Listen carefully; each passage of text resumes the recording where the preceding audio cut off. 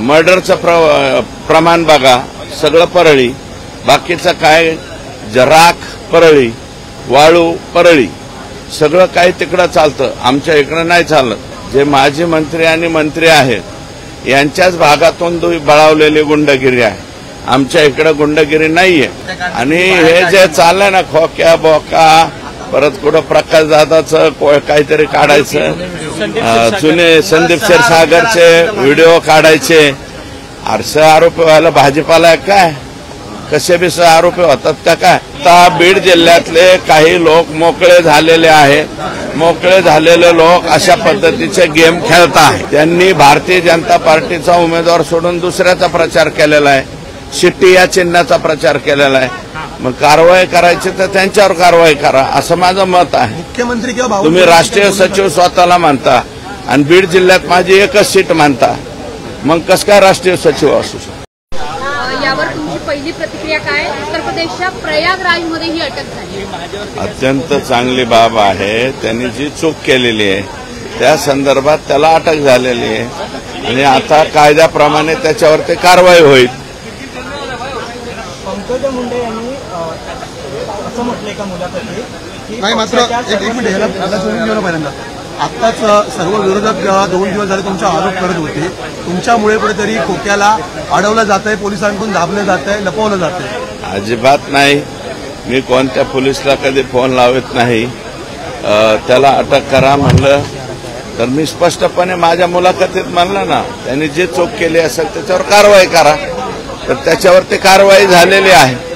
आता तो आता अटक झालेली आहे, त्याच्यावरती पोलीस जे काही कलम लागलेले आहेत त्या कलमाप्रमाणे कारवाई करेल।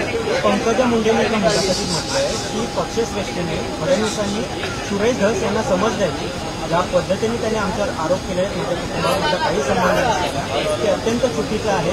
सुरेश धस हे सगळीकडे कॅमेरे घेऊन जात होते, मात्र धनंजय मुंडे यांची भेट घ्यायला ते बिना कॅमेऱ्या गुपचूप का गेले? हे बघा, कॅमेरे घेऊन मी जात नव्हतो, कॅमेरे माझ्या पाठीमागे येत होते, आजही कॅमेरे माझ्या पाठीमागे येतात। त्याच्यामुळं कुठं जाताना कॅमेरे घेऊन जावं हे मी ठरवणार नाही। माझं मी दवाखान्यात असल्यामुळं मी त्यांना भेटायला गेलतो हे खरं आहे। आणि दुसरी गोष्ट अशी आहे की त्यांनी आणखी एक बाब म्हणली की हे प्रकरण तेव्हा का ठेवलं, माझा पक्ष आणि माझा संबंध नसताना। तर संतोष देशमुख हा भारतीय जनता पार्टीचा बूथ प्रमुख आहे आणि बूथ प्रमुखासाठी मी हे प्रकरण तेवढ ठेवलंय आणि आणखी काही दिवस जोपर्यंत संतोष देशमुखच्या खुन्यांना फाशी होत नाही तोपर्यंत हे प्रकरण मी तेवढ ठेवणार। तुम्ही किंवा ते मी आणि माझा पक्ष, मग आम्ही कोणत्या पक्षाचे? आम्ही भारतीय जनता पार्टी गांधर्व विवाहामध्ये आहेत का? भारतीय जनता पार्टीतच आहेत ना। विधानसभेला सुद्धा त्यांचं एकच सीट होतं, माझ्या सीट बद्दल ते म्हणत नव्हतं, माझ्या इथं त्यांचं शिट्टी हे चिन्ह होतं, शिट्टी हे चिन्ह होतं। पंकजाताईंचं आष्टी मतदारसंघात कमळ हे चिन्ह नव्हतं, त्यांचं चिन्ह शिट्टी होतं, त्याच्यामुळे ते तसं म्हणत असतं।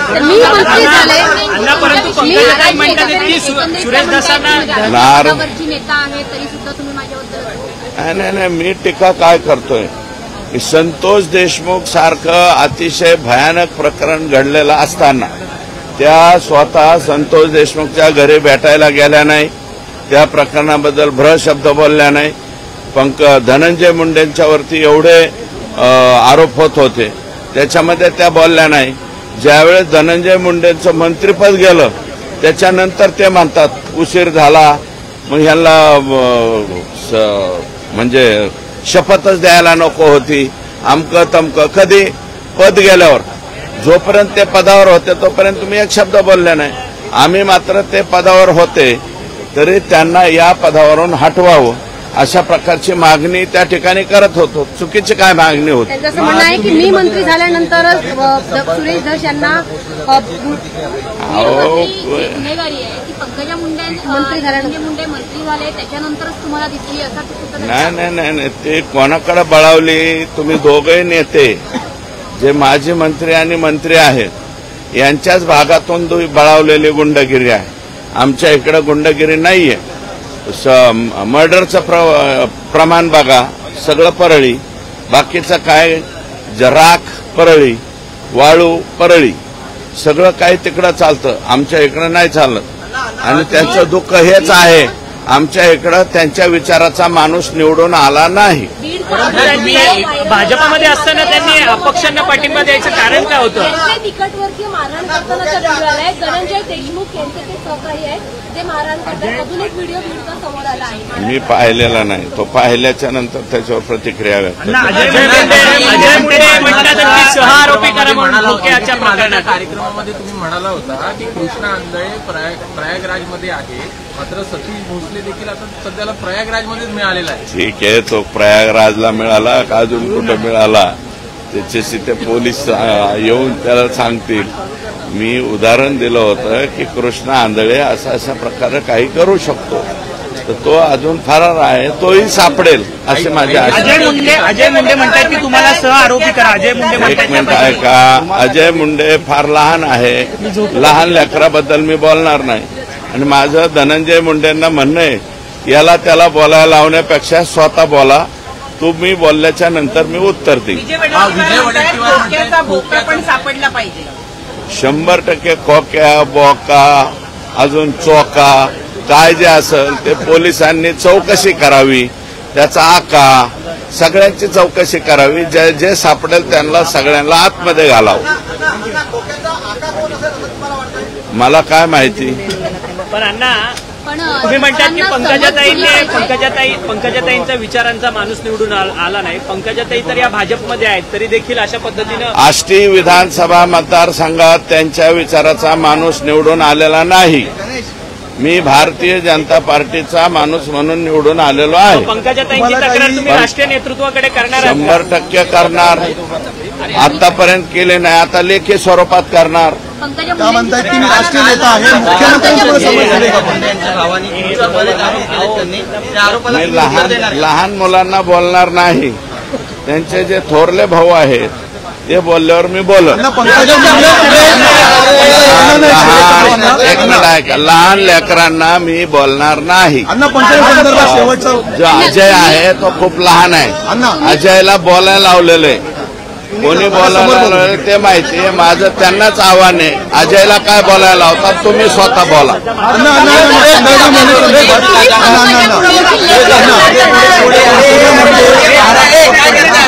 आहे इकडं काय तुमच्याशी मुख्यमंत्री किंवा बावनकुळेंचं काही बोलणं करणार. राज्याचे मुख्यमंत्री प्रदेशाध्यक्ष यांच्याकडे करणार. त्यांनी सुद्धा मुख्यमंत्री बावनकुळे सांगितलेलं आहे. मला समज देण्याचं काय कारण, मला समज द्या. मी काय भारतीय जनता पक्षाचा उमेदवार सोडून दुसऱ्या उमेदवाराचा प्रचार केलेला नाही. त्यांनी भारतीय जनता पार्टीचा उमेदवार सोडून दुसऱ्याचा प्रचार केलेला आहे. शिट्टी या चिन्हाचा प्रचार केलेला आहे. मग कारवाई करायची तर त्यांच्यावर कारवाई करा असं माझं मत आहे. मुख्यमंत्री किंवा तुम्ही राष्ट्रीय सचिव स्वतःला मानता आणि बीड जिल्ह्यात माझी एकच सीट मानता, मग कसं काय राष्ट्रीय सचिव असू शकतो? त्यांनी 2 सीट, भारतीय जनता पार्टीच्या 2 सीट होत्या ना, एक नमिता मुंदडा आणि दुसरा सुरेश धस. मग 2 सीट म्हणायला पाहिजे. त्यांच्या भाषणाची क्लिप आहे तुमच्याकडे. बीड जिल्ह्यात माझ्या वाट्याला एकच सीट आहे म्हणलं. पक्षविरोधी कारवाईसाठी तुम्ही पत्र लिहिणार का? तुम्हाला दिला जातो असं तुम्हाला प्रत्यक्षपणे वाटतं? संतोष काय संतोष देशमुख हत्याकांड आणि हे जे चाललंय ना खोक्या बोका, परत कुठं प्रकाश दादाचं काहीतरी काढायचं, जुने संदीप क्षीरसागरचे व्हिडिओ काढायचे. असे आरोपी व्हायला भाजपाला काय? कसे बी आरोपी होतात का काय? कशात बी कशाचा काही संबंध नसताना, काही नसताना आरोपी कसे होते? उचलली जीभ लावली टाळ्याला, असं चालत नाही. तर हे बाकीच्या लोकांची बदनामी कशी होईल असा प्रयत्न चाललेला आहे. आणि संतोष देशमुख खून प्रकरणावरून लक्ष विचलित करण्यासाठी हे वेगवेगळे गेम चालतात. एकंदरीत गांभीर्यता कमी केली जाते का? एक जो व्हिडिओ आता समोर आलेला आहे त्याच्यामध्ये धनंजय देशमुखांचे साडू आहेत, त्यांनी अपहरण करून मारहाण केल्याचा हा व्हिडिओ आहे. ठीक आहे, व्हिडिओ तुमच्या विरोधात जे व्हिडिओ आलेला असेल त्याच्यावरती रितसर कोणी ज्यांच्यावरती अन्याय झाला असेल त्यांनी कारवाई करावी. आमच्या इथं तर तो व्हिडिओ जो आलता ते बुलढाणा जिल्ह्यातला पोरगा होता.